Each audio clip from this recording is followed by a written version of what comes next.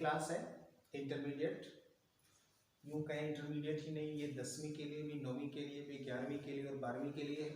आप इसमें पढ़ के भी आए होंगे, शायद 11वीं में ना पढ़े हो या कुछ पढ़े भी हो, आप नहीं पढ़े हो।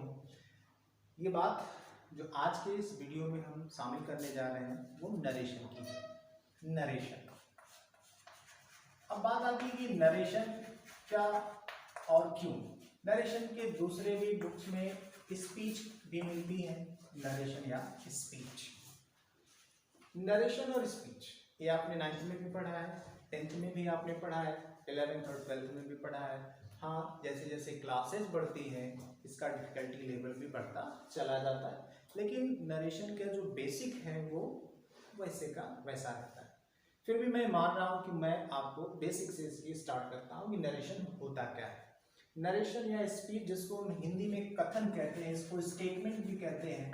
कथन, कथन यानी बात कहना। कहने के हमारे पास दो तरीके होते हैं। किसी बात को हम सीधे फेस टू फेस कहते हैं, यानी प्रत्यक्ष रूप से कह देते हैं, और दूसरा तरीका हो सकता है कि मेरी कही गई बात आप तक किसी दूसरे के माध्यम से पहुंचे, जो एक अप्रत्यक्ष तरीका हो सकता है। मैं सीधे आपसे रूबरू नहीं हुआ, तो सीधे जो बात करने का तरीका है उसको जनरली डायरेक्ट नरेशन या डायरेक्ट स्पीच कहते हैं, और जो कुछ संशोधनों सहित आप तक पहुंचती है वो होती है इनडायरेक्ट स्पीच। तो इस तरह से अगर हम डिवाइड करें इस नरेशन को, तो ये दो पार्ट में डिवाइड हो जाती है। नरेशन को या स्पीच को या स्टेटमेंट को डिवाइड करें तो ये दो पार्ट में डिवाइड हो जाती है। पहला होता है डायरेक्ट, यानी किसी भी वक्ता के द्वारा कही गई बात को ज्यों का त्यों, यानी बिना किसी संशोधन के रख देना, डायरेक्ट नरेशन कहलाता है या डायरेक्ट स्पीच कहलाता है। ये डायरेक्ट नरेशन या डायरेक्ट स्पीच कहलाता है। याद रखिएगा, फिर से मैं रिपीट कर दे रहा हूँ, डायरेक्ट नरेशन या डायरेक्ट स्पीच में हम वक्ता, वक्ता मतलब स्पीकर, जो बात को कह रहा होता है, उसकी बात को बिना किसी संशोधन के कहने का, लिखने का, परोसने का तरीका जो है वो डायरेक्ट नरेशन कहलाता है। और उसी वक्ता की कही गई बात को कुछ नियमों के साथ, कुछ नियमबद्ध तरीकों के साथ अगर हम परिवर्तित यानी संशोधन करके आपके समक्ष प्रस्तुत करते हैं तो उसको बोला जाता है इनडायरेक्ट नरेशन। इनडायरेक्ट नरेशन या इनडायरेक्ट स्पीच। संशोधनों से जो कुछ सुझाव या संशोधन के साथ प्रस्तुत कर दी जाए वो होती है इनडायरेक्ट। अब डायरेक्ट नरेशन और इनडायरेक्ट नरेशन, हमें जो आपके सिलेबस में मिलने वाली चीजें हैं, ये आपको 2 से 4 अंक का सवाल आता है ग्रामर पोर्शन में। इसमें 2 सेंटेंसेस आपको मिलते हैं, 2 में से एक बदलना होता है। इसमें से किसमें बदलना होता है ये भी याद रखिएगा, डायरेक्ट नरेशन से इनडायरेक्ट नरेशन में आपको परिवर्तन करना होता है। जब भी हम किसी सेंटेंस को, जो आपके क्वेश्चन पेपर में एक्सरसाइजेज में दिया हुआ, डायरेक्ट से आप इनडायरेक्ट में बदलते हैं, तो इसके बदलने के लिए मूलभूत 3 तरीके होते हैं। यानी कि जब आप इस डायरेक्ट से इनडायरेक्ट में जाते हैं तो इसके लिए आपको कुछ रूल्स का ध्यान रखना पड़ता है, परिवर्तन के कुछ नियमों को ध्यान में रखना पड़ता है।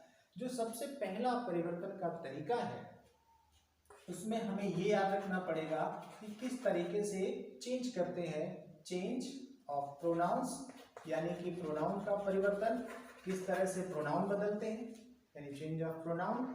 दूसरा जो सीखना है आपको इसमें, चेंज ऑफ टेंस, यानी कि आपको ये भी जानना होगा कि जब हम डायरेक्ट नरेशन से इनडायरेक्ट नरेशन में जाते हैं, चेंज करते हैं, जब यानी कि चेंज, ठीक है, जब डायरेक्ट नरेशन को चेंज करते हैं इनडायरेक्ट नरेशन में, तो हमें ये 3 सिस्टम समझना पड़ेगा। पहला मैंने जैसा कहा कि चेंज ऑफ प्रोनाउन, यानी प्रोनाउंस में चेंजेस आपको सीखने पड़ेंगे। दूसरा चेंज ऑफ टेंस, टेंसेस में कैसे परिवर्तन करते हैं। और तीसरा है change of other parts of speech, change of other parts of speech, other parts of speech, parts of speech. ये बेसिकली 3 सिस्टम आपको सीखना है। तो इसमें ज़्यादा महत्वपूर्ण की जो विषय हैं जो सीखने के लिए हैं, वो सबसे पहले तो आपको प्रोनाउन सीखना चाहिए कि किस तरीके से प्रोनाउन का परिवर्तन होता है। आप चाहे इसका स्क्रीनशॉट ले सकते हैं, मैं इसको इरेज करने जा रहा हूँ। अब मैं जो आपको बताऊंगा इस तरीके से सेंटेंसेस को चेंज किया जाता है। लेकिन उससे पहले कुछ नरेशन, डायरेक्ट नरेशन की बेसिक इंफॉर्मेशन पर भी आपसे बात करता हूँ। चलिए देखते हैं कि डायरेक्ट नरेशन कैसे पहचाने जाते हैं कि ये सेंटेंस जो लिखा गया है वो डायरेक्ट नरेशन है या इनडायरेक्ट नरेशन है। तो पहली जो सिचुएशन आती है वो डायरेक्ट नरेशन की आती है, यानी कि डायरेक्ट नरेशन। डायरेक्ट नरेशन, ये डायरेक्ट नरेशन का जो रिप्रेजेंटेशन होता है ऑन पेपर, जिसको हम देखकर पढ़कर समझ कर जान जाते हैं कि क्या होता है। तो डायरेक्ट नरेशन के लिए मैं एक छोटा सा एग्जांपल लिखता हूँ यहाँ पे, जैसे राम सेड टू सीता, ठीक है। फिर कॉमा, इन्वर्टेड कॉमा, याद रखिएगा ये कॉमा इन्वर्टेड कॉमा सजावटी नहीं है, ये बहुत ही महत्वपूर्ण भाग है डायरेक्ट नरेशन को रिप्रेजेंट करने के लिए। यहाँ पर मैं लिखता हूँ यू आर माई वाइफ, ये सेंटेंस लिखा मैंने। लिखने का तरीका याद रखिएगा, इसको डबल इन्वर्टेड कॉमा बोलते हैं और ये कॉमा है। इसके लिखने के तरीके में ये भी आप याद रखेंगे, आपने 9th 10th में पंक्चुएशन पढ़ा होगा, जिसमें बताया गया होगा कि इन्वर्टेड कॉमा के अंदर जब आप पहला शब्द लिखते हैं तो उसका first letter always in capital. अब इस पर कुछ बातें करते हैं। इस सेंटेंस में आप ध्यान दीजिएगा कि जब भी speaker, that is the speaker, Ram is the speaker, यानी वक्ता जो बात को कह रहा है, अब जो स्पीकर है और ये लिसनर है, यानी ये कह रहे हैं और सीता सुन रही है, और ये कह क्या रहे हैं, जो वक्ता कहता है, वक्ता जो कहता है वो यहाँ पर इन्वर्टेड कॉमा के अंदर रखा जाता है। और इन्वर्टेड कॉमा के अंदर जो चीज रखी जाती है यानी लिखी जाती है उसको नरेशन के अंदर रिपोर्टेड स्पीच बोलते हैं। क्या बोलते हैं? Reported speech. इन्वर्टेड कॉमा के अंदर जो भी चीज प्लेस की जाती है उसे रिपोर्टेड स्पीच कहते हैं। अब बात आती है, ये इन्वर्टेड कॉमा के बाहर एक हिस्सा यहां भी रखा गया है। जैसा मैंने अभी कहा कि राम, ये अगर यहां पर देखें तो ये स्पीकर है, स्पीकर या यूं कह लें कि ये सब्जेक्ट है। और यहां पर अगर बात करें, हाँ एक चीज और इसी के साथ जुड़ सकती है कि ये फर्स्ट पर्सन है, ये फर्स्ट पर्सन है, फर्स्ट पर्सन, क्योंकि फर्स्ट पर्सन में हमें ये सिखाया जाता है कि जो बात को कह रहा होता है उसे फर्स्ट पर्सन कहा जाता है, जो बात को कह रहा होता है उसे फर्स्ट पर्सन कहा जाता है।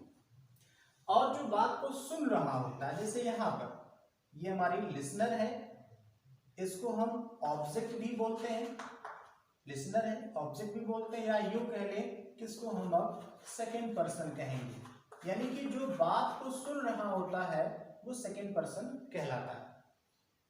इसी में हालांकि पूरे को, इस पूरे पोर्शन को यहां से लेकर के यहां तक ये जो पूरा का पूरा पोर्शन है इसको हम जर्नली रिपोर्टिंग वर्ब कहते हैं, रिपोर्टिंग वर्ब कहते हैं। लेकिन अगर हम इस पूरे सेंटेंस को ऑब्जर्व करें तो वर्ब का काम यहाँ पर ये सैड कर रही है, सैड यहाँ पर वर्ब का काम करती है, और ये काफी महत्वपूर्ण चीज है, इसी को ऑब्जर्व करना आपको है, क्योंकि कई चीजें धोखा खा जाते हैं। कई बार मैंने देखा सेंटेंसेस में इसी के आधार पर जब मैं सेंटेंस को थोड़ा सा टेढ़ा करता हूं तो वहां गलतियां कर बैठते हैं, वो ध्यान नहीं देते हैं ये सैड। हालांकि रिपोर्टिंग वर्ब तो कहा जाता है किताबों में कि ये पूरा, लेकिन वर्ब तो यही है, सैड वर्ब है यहाँ पे। इस वर्ब का परफॉर्मर यहाँ पर राम है, and that is the speaker and also the subject. और मैंने अभी कहा कि जो कार्य को करता है वो सब्जेक्ट होता है, लेकिन यहां पर इस बात पे कहा जाता है कि जो बात कह रहा है, काम यहाँ पर राम बात कह रहे हैं तो ये फर्स्ट पर्सन है, और यहाँ पे सुनने वाली सीता है तो ऑब्जेक्ट यानी सेकंड पर्सन में है, और क्या कहा जा रहा है वो इन्वर्टेड कॉमा में प्लेस होता है, उसको हम रिपोर्टेड स्पीच बोलते हैं। ये तो बात हो गई थोड़ी सी पहचान की कि कैसे पहचाने कि सेंटेंस डायरेक्ट नरेशन में है या इनडायरेक्ट नरेशन में, ठीक है। अब बात आती है कि कैसे बदला जाए। बदलने के लिए मैंने बताया बदलने के तरीके भी कई, 3 तरीके खास करके, लेकिन पहले हम फोकस करेंगे कैसे प्रोनाउन बदलते हैं। हालांकि मैं इसको बता दूं, इसका जो इनडायरेक्ट लिखा जाएगा वो हो सकता है राम, और नियम के अनुसार अभी ये बताया जाएगा बात, नियम इस सैड को क्यों टोल्ड किया गया, या राम सैड टू, इस पूरे वर्ड को कन्वर्ट कर दिया गया टोल्ड में। फिर आपके लिसनर है सीता। अब यहाँ पर इस कॉमा और इन्वर्टेड कॉमा को, यानी आपकी रिपोर्टिंग वर्ब और रिपोर्टेड स्पीच, इन दोनों को कनेक्ट करने के लिए हमारे पास हर सेंटेंस के अकॉर्डिंग कनेक्टर्स आते हैं। और यहाँ पर कनेक्टर क्या मिलेगा, असर्टिव सेंटेंस है, जैसा अगर आप इसको ऑब्जर्व कर पा रहे हो तो रिपोर्टेड स्पीच का जो सेंटेंस है वो कौन सा है, असर्टिव है, इसलिए कनेक्टर क्या मिला, दैट।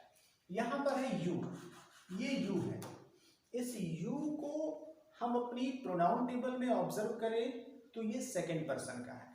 अब इस पर बात करेंगे कि बदलने का तरीका कैसा आएगा। सेकंड पर्सन, यहाँ पर देखें मैंने जैसा लिखा सेकंड पर्सन, ये सेकंड पर्सन सीता से बदलेगा और सीता के लिए प्रोनाउन मिलेगा शी, शी। और टेंस बदल जाएगा, पास्ट टेंस में इसका पास्ट जाएगा, सीता सिंगुलर नंबर है इसलिए वॉज।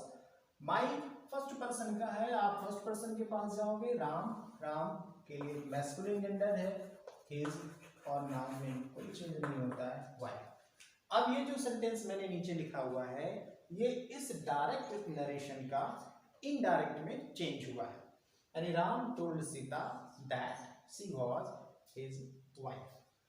अब थोड़ा सा मैं बताना चाहूँगा इसके पहला प्रयास जो आपको करना है, कैसे प्रोनाउन बदलते जाते हैं, एक से दूसरे में चेंज कैसे कर सकते हैं आप। उसके लिए आपको एक प्रोनाउन टेबल में बताऊंगा और उसका यूज करना सिखाऊंगा। किस तरह से आप प्रोनाउन टेबल यूज करिए और सेंटेंसेस को चेंज करने की कोशिश करिए। ये मैं अलग अलग वीडियोस अलग अलग टॉपिक पे डिस्कस करके आपको शेयर करता रहूँगा। आप चैनल को सब्सक्राइब कर लीजिए, नोटिफिकेशन ऑन कर लीजिए कि जब मैं वीडियो अपलोड करूं तो आपको मिले। ज़्यादा से ज़्यादा इसको लाइक करिए, शेयर करिए। तो अगला जो हमारा कंटेंट है इस पे कि प्रोनाउन टेबल का यूज कैसे करते हैं और प्रोनाउन टेबल होती क्या है। तो इसके लिए मैं आपको प्रोनाउन टेबल 2 मिनट बना लगेगा, हालांकि आपने इसको जूनियर क्लासेज में पढ़ा होगा। प्रोनाउन टेबल, ये प्रोनाउन टेबल आसानी से प्रिपेयर कर सकते हैं आप। यहाँ पे आप पर्सन का एक कॉलम बनाइए, फिर इसके बाद यहाँ पर आप सब्जेक्टिव केस का कॉलम बनाइए। कहीं कहीं आपको यहाँ पर नॉमिनेटिव केस भी मिलेगा, सब्जेक्टिव केस। और इसके बाद आप यहाँ पे पॉजिटिव केस का कॉलम बनाइए, पॉजिटिव केस का कॉलम बना लीजिए।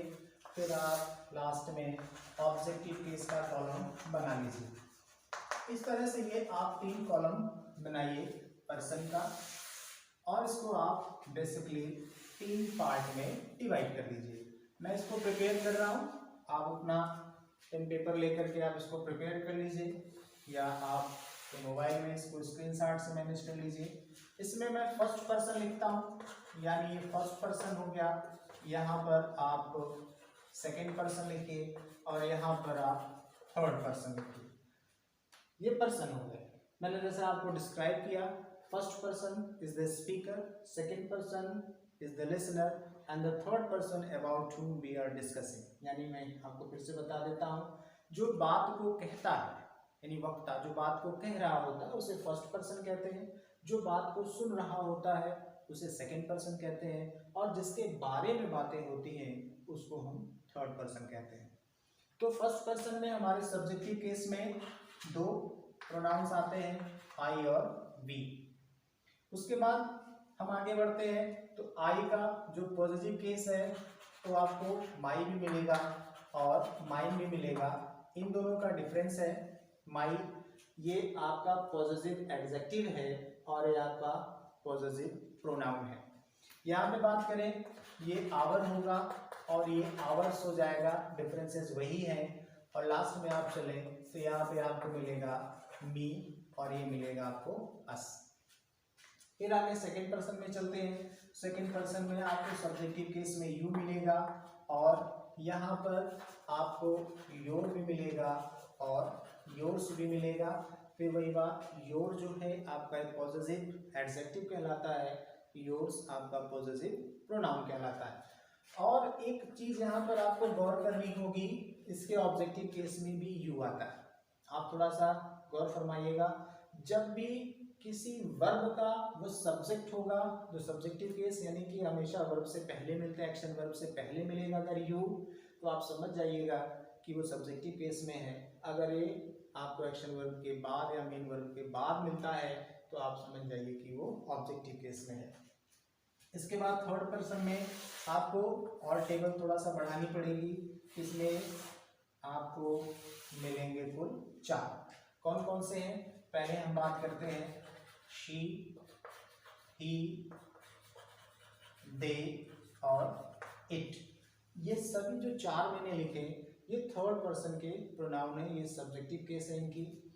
और इसके बाद आप आएंगे तो यहाँ हर मिलेगा और हर्ष भी मिलेगा, डिफरेंस वही सेम है। यहाँ पर आपको सिर्फ हिज मिलेगा, यहाँ पर आपको डियर मिलेगा और डियर्स मिलेंगे। इसमें आपको इट्स मिलता है और एक इसका हिस्सा ब्लैंक रहता है, इट्स ही रहेगा यहाँ पे। और यहाँ पे आप ऑब्जेक्टिव केस में हर मिलेगा, आपको हिम मिलेगा और यहाँ पर देन मिलेगा और ये इट रहेगा। It not if, that's it. Okay, ये आपकी प्रोनाउन टेबल है। आप इसका स्क्रीनशॉट ले लीजिए, आप पेज पेपर लेके बैठे हो तो आप इसको नोट कर लीजिए। इसका यूज कैसे होगा ये, हालांकि मुझे इसको मिटाना पड़ेगा, आप नोट करके रखिएगा। इसके साथ ही साथ 2 चीजें और आपको सीखनी है, मैं उसको भी बना देता हूँ, आप स्क्रीनशॉट ले लीजिए। इसके बाद जो जरूरत पड़ती है आपको, एक छोटे से फार्मूले की जरूरत पड़ती है। वो फार्मूला क्या है ध्यान दीजिएगा, मैं उसको भी लिख रहा हूँ। ये सारी चीजें अगर आपको लर्न होंगी और मैच कराना आ जाएगा, यानी कि इसको इंटरचेंज करना आप सीख गए, तो आप मान के चलिए आपने नरेशन का 60% आपको लर्न हो गया, आधा काम खत्म।